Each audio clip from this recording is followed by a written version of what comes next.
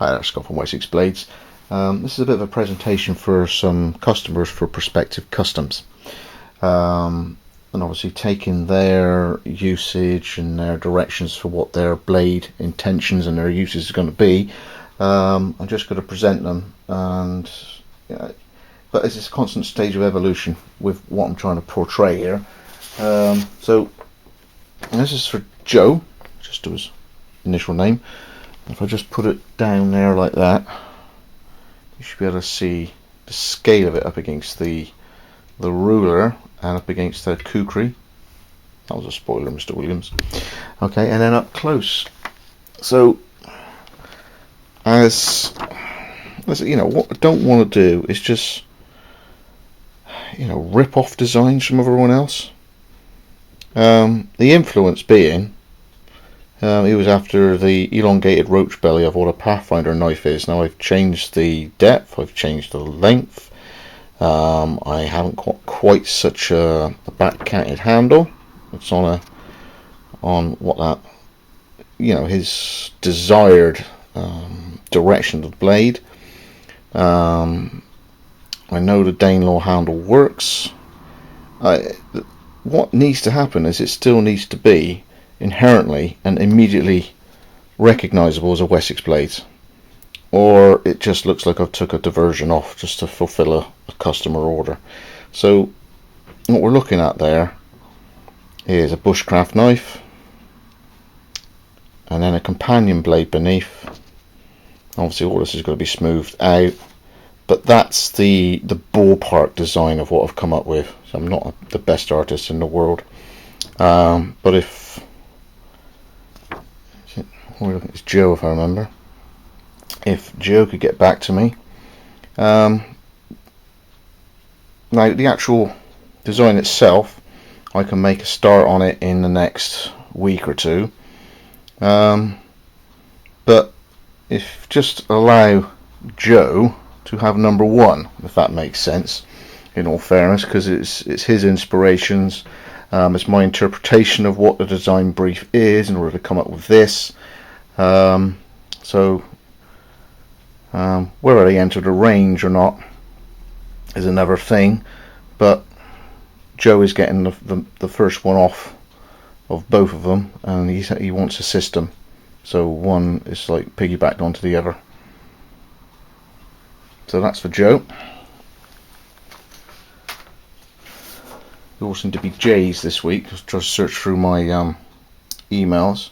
Within a week, I had a chap who's going to be known as Jimbo, and he gave me his design size and influences, and what I've tried to do is incorporate something around about the same choppability, around about the same capabilities, but with inherent pointers from both designs that he did, whilst I'm also trying to put in my own flavour and still keep the Wessex blades, the heritage, and how I'm moving forward.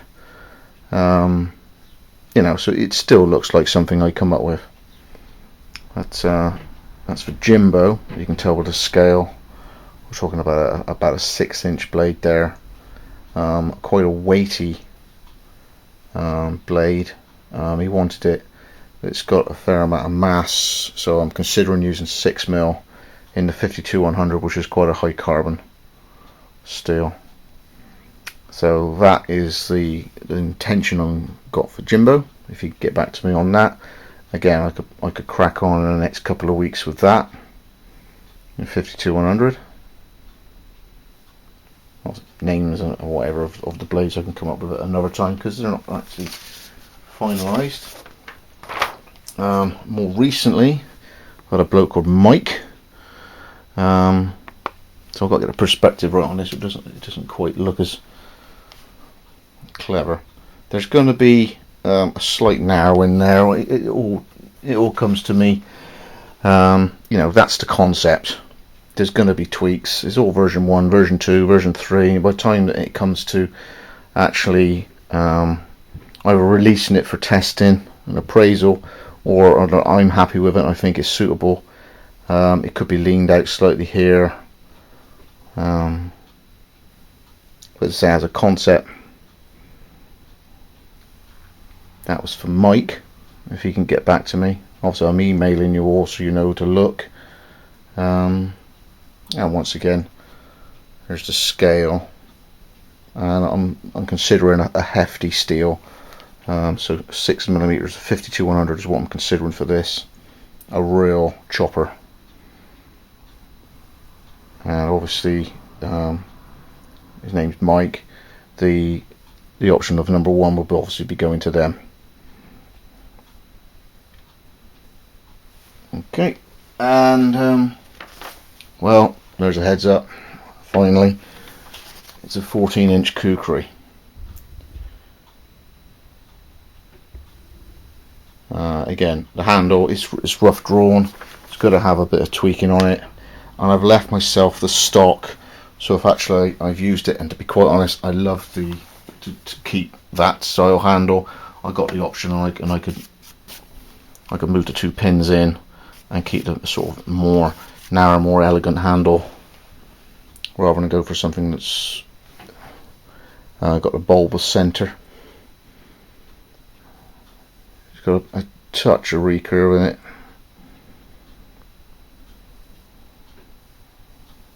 And so it's about a 14-inch blade. There will be, I'm guessing, a 10-inch.